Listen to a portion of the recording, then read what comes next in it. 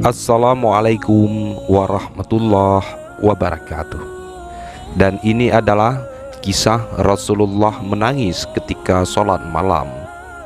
Tonton video ini sampai dengan habis agar nggak salah paham. Namun sebelum lanjut, jangan lupa sukai video ini, komen, dan berlangganan, serta bagikan agar bermanfaat bagi semua. Terima kasih. Siti Aisyah pernah bercerita bahwa di tengah malam Rasulullah Shallallahu Alaihi Wasallam pernah bangun. Dia menemuinya dan mengatakan, "Hai Aisyah, izinkanlah saya beribadah kepada Tuhanku." Aisyah berkata, "Ya Rasulullah, aku senang engkau dekat denganku, tetapi aku jauh lebih senang jika engkau beribadah kepada Tuhanmu." Lalu Rasulullah mengambil garibah, yaitu wadah air, satu-satunya perkakas rumah tangga di rumahnya, untuk berwudu dan menunaikan ibadah sholat. Siti Aisyah bercerita, segera saja setelah Rasulullah SAW mengangkat tangannya takbiratul ihram, ketika dia memasuki surat yang dibacanya, Rasulullah menangis terisak-isak. Begitu pula ketika sujud, janggutnya basah karena air matanya.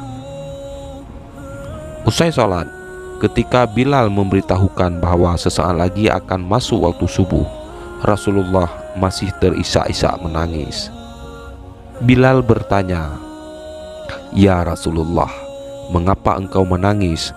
Padahal Allah Subhanahu wa Ta'ala telah mengampuni dosa-dosamu, baik yang terdahulu maupun yang kemudian." Waktu itu Rasulullah menjawab, "Bukankah aku belum menjadi hamba yang bersyukur?" Kemudian Rasulullah Shallallahu Alaihi Wasallam bersabda, "Pada malam ini turun satu ayat suci Al-Quran. Celakalah orang yang membaca ayat Al-Quran ini tetapi tidak merenungkan maknanya." Kemudian Rasulullah membacakan ayat yang artinya, "Sesungguhnya dalam penciptaan langit dan bumi dan silih bergantinya malam dan siang, terdapat tanda-tanda bagi orang-orang yang berakal." Nabi Shallallahu Alaihi Wasallam mengajarkan kepada kita bagaimana cara melakukan sholat malam. Yang pertama, ketika sholat malam, sholatlah 2 rakaat. Karena Rasulullah Shallallahu Alaihi Wasallam paling sering melakukan sholat malam 2 rakaat. Sesudah 4 kali 2 rakaat, berarti 8 rakaat. Anda lakukan sholat 2 rakaat lagi yang disebut dengan sholat syafa'. Pada rakaat pertama, Anda baca surat Al-Fatihah dengan Al-Kafirun, dan pada rakaat yang kedua, Anda baca surah Al-Fatihah dengan Al-Ikhlas. Kemudian tunaikanlah sholat witir 1 rakaat. Bacalah surat Al-Fatihah, Al-Falaq, dan surah An-Nas. Kemudian bacalah istighfar sebanyak 70 kali. "Aku memohon ampun kepada Allah Tuhanku dan kembali kepadanya." Sesudah istighfar, sebelum rukuk bacalah doa, "Ya Allah, inilah saya yang berlindung kepadamu dari api neraka," sebanyak 7 kali.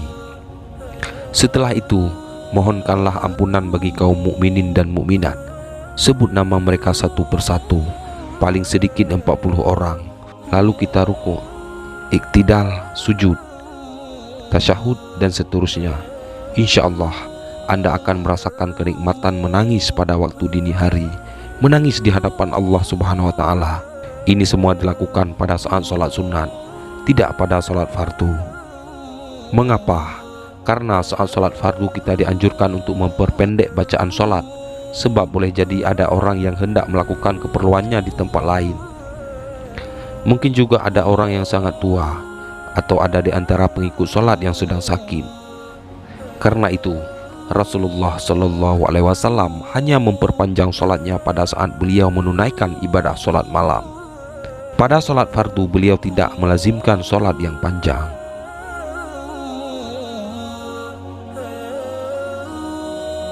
Dalam sebuah hadis qudsi disebutkan ada 4 tanda orang-orang yang diterima sholatnya. Yang pertama, dia datang untuk melaksanakan sholat dengan merendahkan diri kepadanya. Yang kedua, tidak sombong dengan makhlukku yang lain. Kemudian yang ketiga, tidak mengulangi lagi maksiatnya kepada Allah Subhanahu wa taala. Yang keempat, menyayangi orang-orang miskin.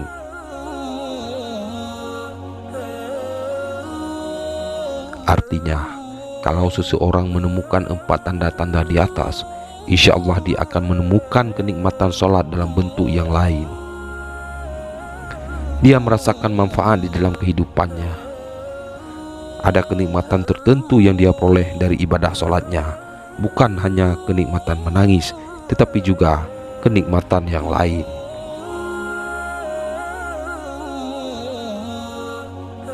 Wallahu a'lam bishawab.